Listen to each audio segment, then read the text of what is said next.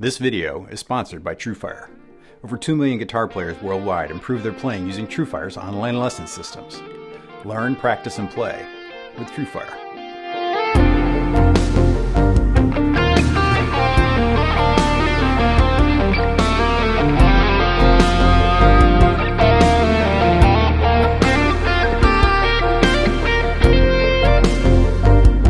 Hi, this is Keith Williams. Welcome to 5-Watt World, where we're interested in helping you get the most music from the least gear. If, like me, you grew up in the 60s, then Sunday afternoon horror movies on TV could well have been a regular part of your television diet. The station from Syracuse ran monster movie matinees and gave us all manner of black and white classics to fuel our nightmares. There was even a sitcom, The Munsters, that brought the classic monster movies back to the screen. You spent your afternoons like I did. Maybe the term bottleneck might evoke this guy, or this guy, and not this guy. Though both are part of pop history, it's the guitars that get top billing today. By the end of 1985, Paul Reed Smith, having built custom guitars for Carlos Santana, Ted Nugent, and Peter Frampton, moved into a factory on Virginia Avenue in Annapolis, Maryland. He did this on the back of orders he generated from a recent sales trip and on their success at the Winter NAMM show. That spring, they worked on the 20 or so guitars that they were prepping for the upcoming Summer NAMM show, and the first serial numbered instruments were done by August of '85. Around that time, friend of the channel and pedal wizard David Barber from Barber Electronics was fixing amps in a high-end shop in Maryland. He told me the other day, when we got our first shipment of PRS guitars, the owner stopped saying the best guitars have already been made. Those early guitars were an interesting mix of Fender and Gibson features, clearly drawing from the legacy of both. But while Paul would lean in the Gibson direction with the Custom 22 model later on, in 1988 he took a step in a decidedly Southern California, Fender direction with the first CE guitars. So if you too have always wondered about when and why PRS started bolting necks to their guitars, and where it's taken them today, then stay tuned, because this is the 5-Watt World short history of the PRS bolt neck model guitars. If you enjoy our videos, take a minute to subscribe and hit the bell icon to be notified when we put out new videos. We always want to give you choices, so there are 3 different ways you can support 5-Watt World. Choose a Patreon level to be part of exclusive live streams or have early access to videos. Grab a t-shirt, hoodie, or the short history bundle or Stomp preset pack from the store, or simply make a donation down in the tip jar in the description. If you enjoy our videos, think about supporting us in a way that best fits your life. And thanks in advance. You folks are 5-Watt World. I just make the videos. Introduced in 1988, the CE, or Classic Electric, guitars were launched as a simpler and more affordable offering. But they were also a step in the Strat direction, with the first CE guitars even having 2-piece alder bodies, like Stratocasters. They listed for $1,099 in that first year of 1988. PRS saw its first major departure, a maple neck with a maple fingerboard on the PRS signature 25-inch scale length. While they had abalone dot inlays, the necks definitely brought more of the Fender vibe to the line, but still was distinctly PRS with the recognizable headstock, body shape, and a pair of humbucking pickups. And they delivered on the expected extra brightness and attack traditionally associated with bolt-on neck guitars. The US-built guitars had 24-fret necks, a PRS tremolo, vintage bass and vintage treble pickups, and a regular neck shape. After that first year, the name on the headstock was shifted to simply CE due to a trademark issue with Peavey.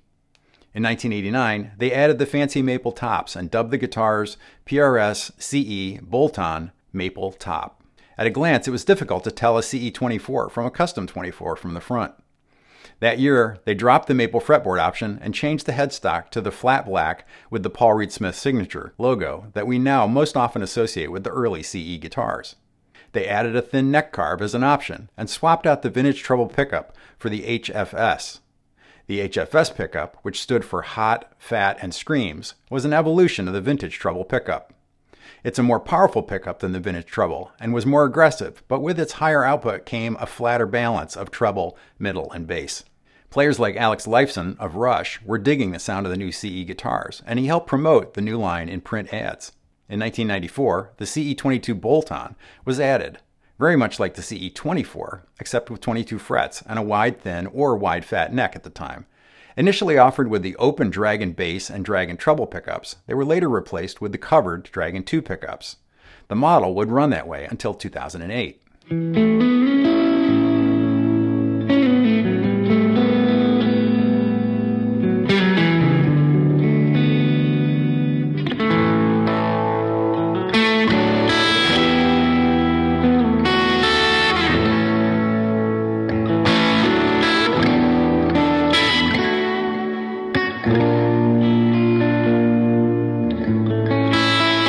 1995 saw the option for a stop tailpiece added to the catalog, and the bodies of the CE were changed to mahogany.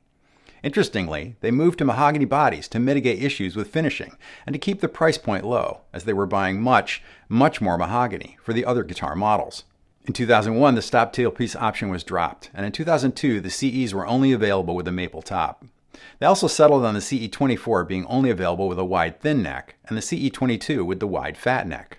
In 2005, during the 20th anniversary, PRS announced the CE Mahogany, available in both the 22 and 24 fret neck, with the wide fat and wide thin profile respectively.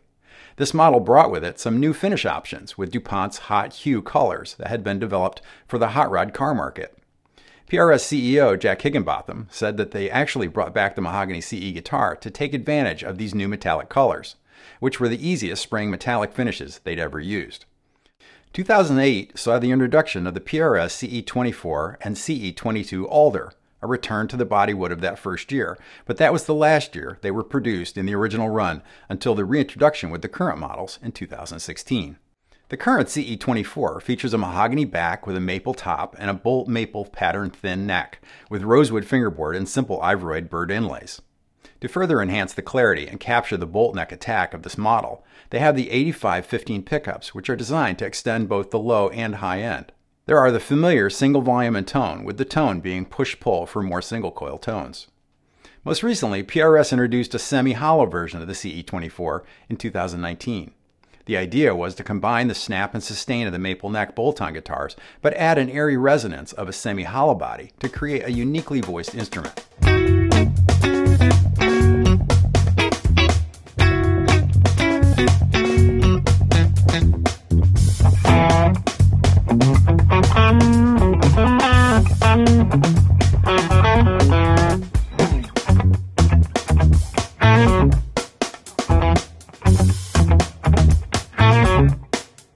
It was at this time that the CE24s were given the steel bridge that was developed for the then secret John Mayer signature guitar.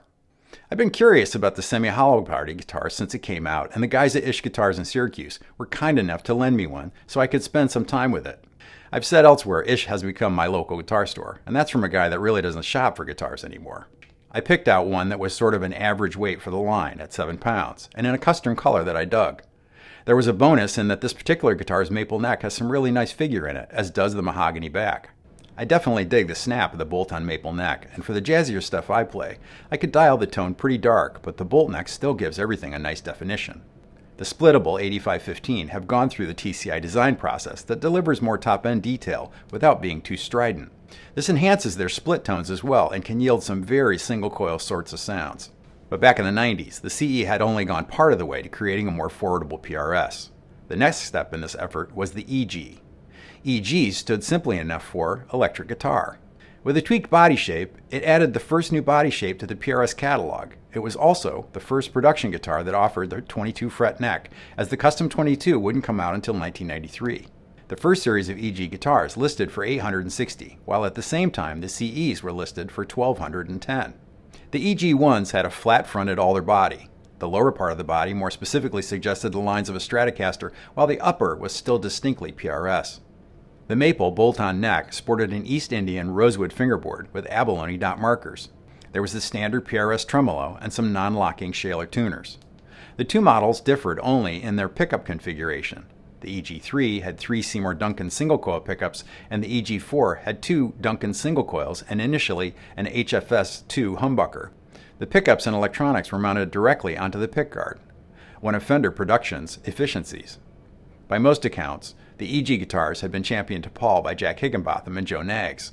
This prototype was approved by Paul and lasted only 1 year before the EG2 guitars replaced it, and was much more the brainchild of Paul himself. The guitar had a rounder shape compared to the EG1 and had 3 pickup configurations, HSH, SSH, and SSS. The second version again had the 22 fret bolt-on neck, dot inlay rosewood fingerboard on a very slightly bigger than wide thin neck. They added locking tuners, and most notably the electronics were upgraded. Well-known pickup designer Lindy Fralin worked with PRS to design their zero-noise domino pickups used in the EG2s. Paul had asked Lindy for a pickup that captured the feel of a single coil without any hum, and the dominoes were the result. There were even fancy 10-tops available as an option. Interestingly, the EG was the first production PRS to be offered in a left-handed version, and it was added in 1993. And the EG2 was the first guitar to be built using computer-assisted machinery. The bodies were cut by Baltimore-based Excel. Excel would be a strong partner with PRS and take over building much of their hardware going into the 90s. Paul was happier with the new range, but it only lasted until 1995 when it was discontinued, just before the company moved to the new factory in nearby Stevensville, Maryland. Of the EGs built in the U.S. factory, Smith said later that they were losing money on every EG model they sold. Always on the lookout for strong artist relationships, by 2006, PRS had become aware of country picker Johnny Highland.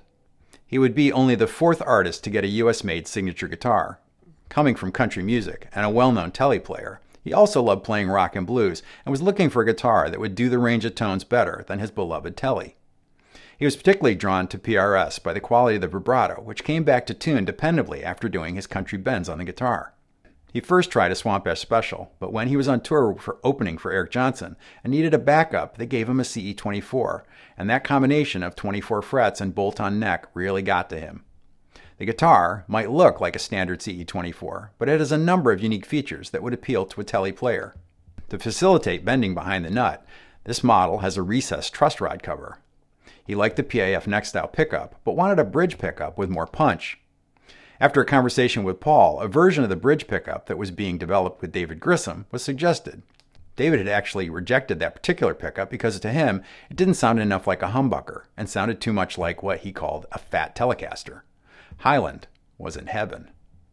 Along with the three-way blade switch, Highland had a coil split on the neck pickup, which was activated by a push-pull pot on the tone control. Interestingly, the pickup was wired to be in split coil when the pot was down and only in humbucking mode when pulled up. This gave him a variety of telly-like tones, but he could get a Les Paul neck thing going by pulling the tone pot up.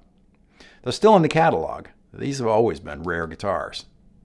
Launched in 1996, the Swamp Ash Special, clearly from the name, guitar featured, and atypical for PRS, Swamp Ash body.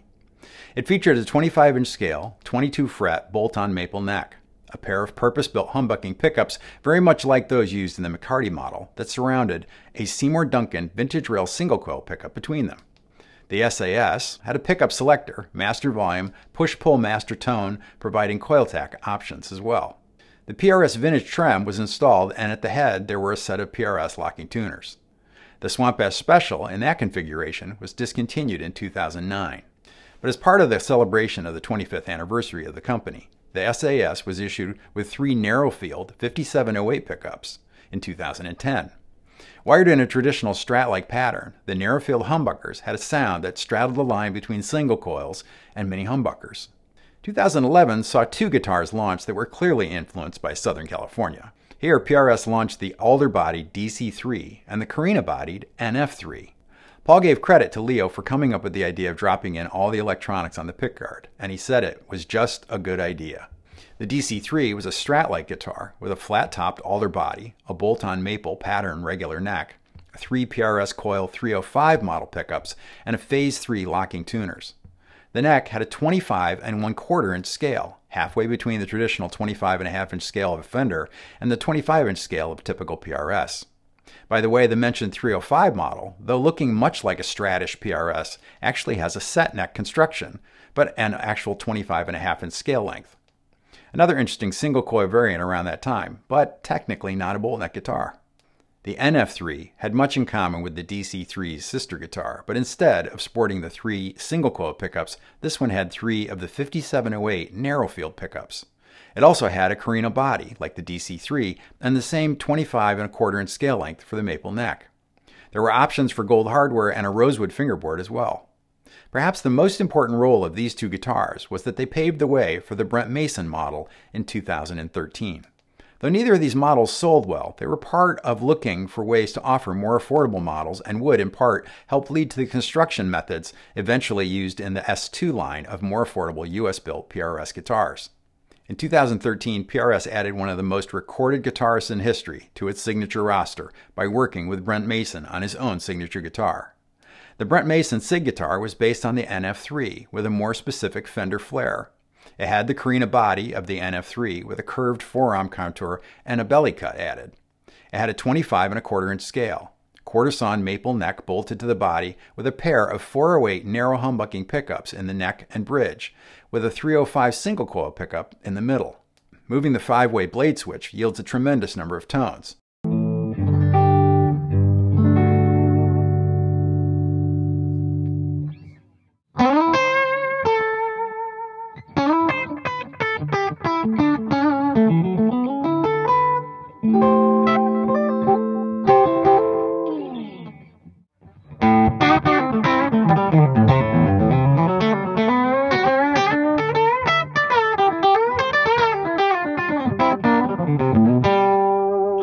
The next big news from the bolt-on camp at PRS would come in 2018 with the announcement of the John Mayer signature Silver Sky guitars.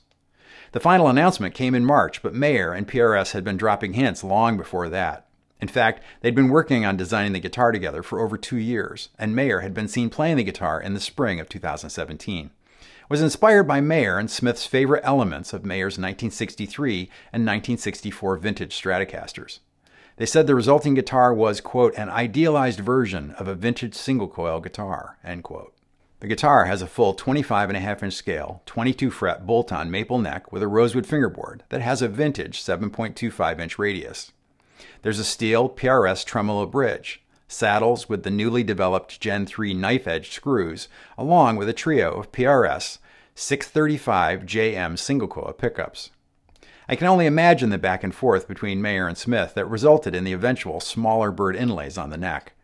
And finally, there's the standard Strat-like 5-way switch, 1 volume and 2 tone controls.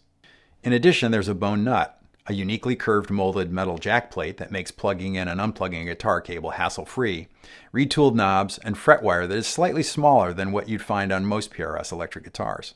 The PRS Silver Sky started shipping on March 20th, 2018.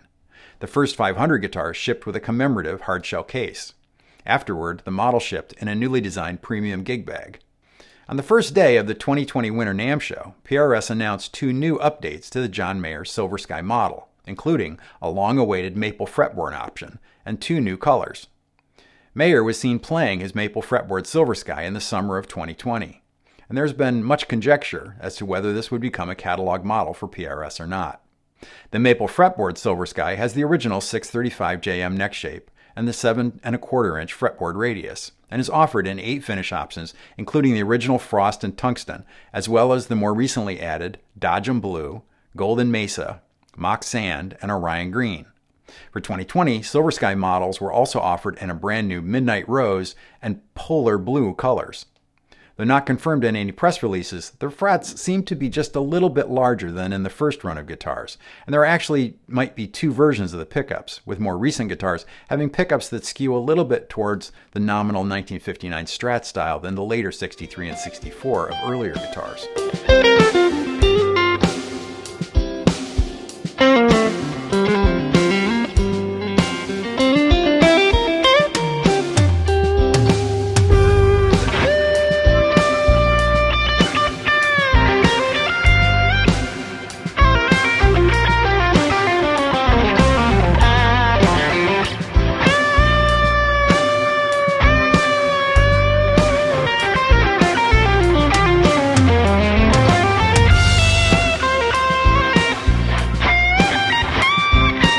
2019 saw the release of the Dusty Waring Signature CE. Immediately you notice the Floyd Rose trim and the maple fingerboard. Further customized with a pair of Dusty Waring Tomahawk signature pickups from my friends down at Mojotone that blend Alnico and ceramic magnets. They moved the 5-way switch back to give extra room for the tremolo work. There's a satin finished maple top in the model's custom finishes, and there is a slightly slimmer profile pattern thin neck. The most recent bolt-on neck model is the Mark Lettieri signature model, the Fiore. Mark is a guitarist with Snarky Puppy, an in-demand session guitarist, and he tours with his own trio throughout the world. Known for playing S-style guitars with an HSS humbucker single-single configuration, it was inevitable that they would spend a lot of time designing unique pickups for this model to balance well. To maximize the use of these pickups, the guitar features a 5-way blade switch with traditional wiring, but it also features a single volume and 2 push-pull tone controls, which add a multitude of pickup selection possibilities. Lettieri brought several personal design choices to his model, including a custom truss rod cover drawn by his own mom. Other appointments include a swamp ash body, 22 fret maple, 25.5-inch scale length neck with a 10-inch radius, maple fingerboard, and for that classic look and feel, hollow birds round out the PRS meets California aesthetic of that guitar. In the early days of the channel, I'd corresponded with Mark about a demo I did of his TC Electronics reverb tone print called Montreal, and his reputation for being one of the nicest guys in the business isn't exaggerated. In hindsight, it's a little ironic that at the time he commented on my, quote, nice collection of PRS guitars, end quote, and now here he is with his own signature PRS. So when I knew I was going to make this video, I asked him to point me at some video clips that he thought showed the guitar to best advantage, and this is some of what he chose.